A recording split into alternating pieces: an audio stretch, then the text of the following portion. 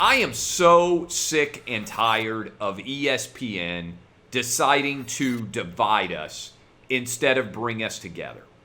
I'm not surprised at this point that that's what they do to sports fans, that they have adopted the woke identity politics culture that is far too commonplace on social media and doesn't reflect the way that actual sports fans feel. But ESPN had an article up, and this is what it said. When it comes to black quarterbacks in particular, the NFL has long gone out of its way to keep the position as white as the painted yard lines on the field, arguing that Justin Fields is being discriminated against because he is black even before the actual draft occurs. It's just not true. And I think we have reached the point in time where what needs to happen for stories like these and for people who write them is they need to be ridiculed to the high heavens and called out for what they are, race baiters extraordinaire, who are trying to use sports to divide us based on identity politics lines. Here's what's great about the NFL. Best man plays, best man gets paid. It is a meritocracy. That is what America should be. Most talent gets most money. That is what defines capitalism. And right now, the 4 highest paid quarterbacks in the NFL are all black. In the history of the NFL, we have got a ton of different black quarterbacks out there starting. The NFL only cares about one color, green. And all NFL coaches and players care about is winning. If there were, and I've been making this argument for several years, but I think a lot of people are not smart enough to understand it.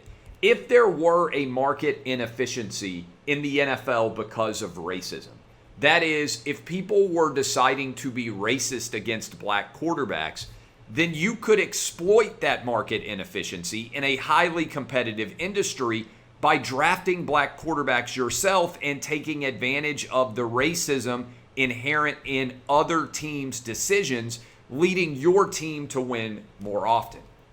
I think we've already seen one coach do this with a different position. Bill Belichick went and started bringing in white wide receivers because he saw that they were undervalued on the marketplace, maybe because of their race. Julian Edelman, you basically can, Wes Welker, make a list of white wide receivers, and Bill Belichick went out and signed them and brought them in and was able to profit greatly off of their labor because they were undervalued in the larger marketplace. And then what happened? Other teams started to copy Bill Belichick and go get their own white wide receiver to try to take advantage of the opportunity that he had unlocked in the marketplace. This may have been true, and likely was, in the 1960s and the 1970s. But by the 1990s and the 2000s and the 2010s, and now we're into the 2020s, this is an old, completely invalid argument that is designed to divide sports fans with no legitimacy backing it up. Think about it. Mike Vick, Jameis Winston, Cam Newton, Kyler Murray.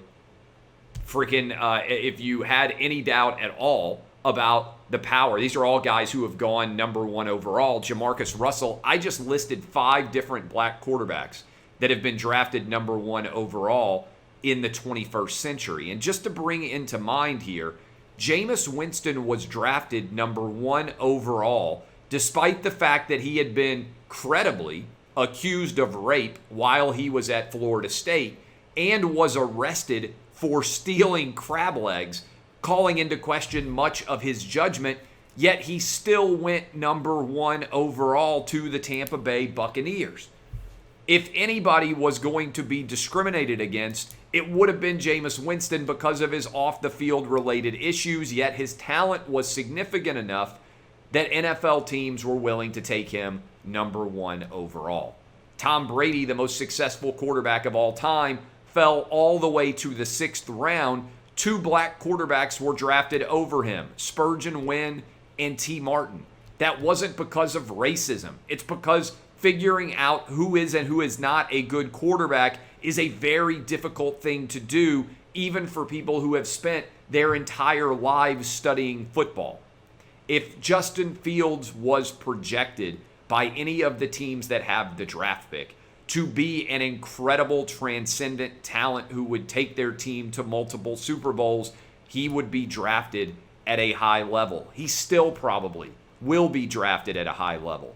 But before the draft even starts, to call his fall racism just completely fails to look at the larger NFL landscape. Aaron Rodgers waited until 24 to be drafted. That wasn't because NFL teams were racist against him. It's because he played in a Jeff Tedford offense, and there were questions about whether or not he made sense going forward. America should look more like the NFL. The NFL should not look more like America, and false racism claims designed to divide us using sports as the cudgel of that division should be called out by anyone with a conscience and anyone with a functional brain and anyone with a soul desiring equality across all sports.